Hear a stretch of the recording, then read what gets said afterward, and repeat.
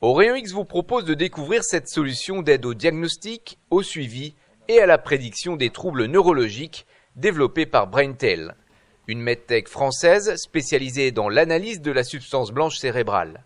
Un outil qui permet de repérer les altérations sur les clichés d'imagerie conventionnelle afin d'orienter la décision thérapeutique à l'image de ce cas clinique commenté par le professeur Damien Galano.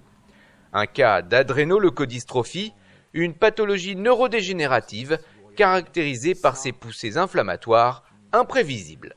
Alors il y a une bonne et une mauvaise nouvelle. La bonne nouvelle, c'est qu'il y a un traitement qui existe de cette forme inflammatoire, qui est soit la thérapie génique, soit la greffe de moelle. Le traitement le plus courant est la greffe de moelle. Le gros problème, c'est qu'à partir du moment où les gens basculent dans la forme inflammatoire, il y a une fenêtre très étroite pour pouvoir les traiter.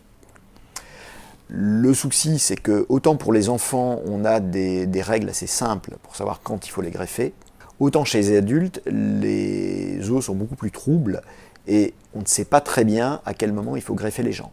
Donc on a besoin d'autres moyens de détecter le moment où ces gens vont devoir bénéficier d'une greffe de moelle.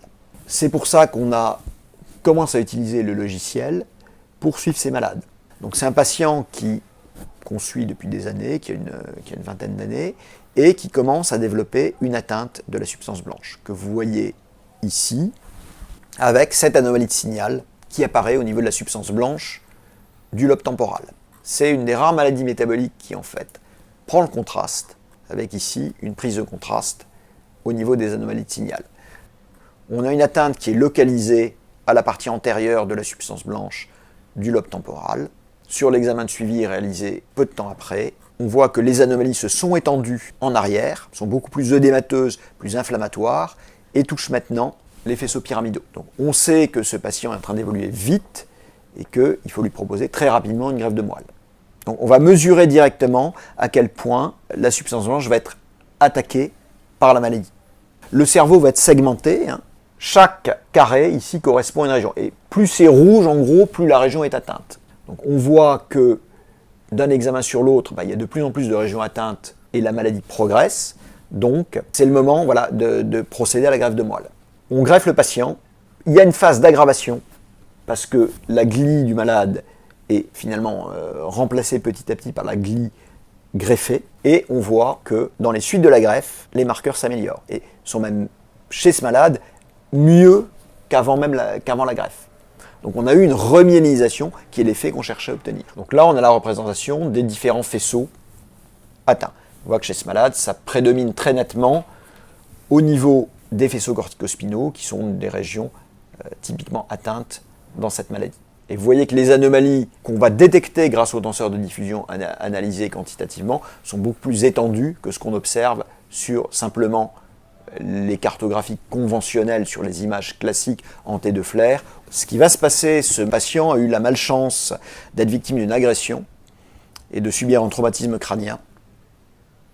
Alors, les traumatismes crâniens chez ces patients, c'est des situations particulièrement dramatiques parce qu'ils ont une substance blanche qui est fragilisée.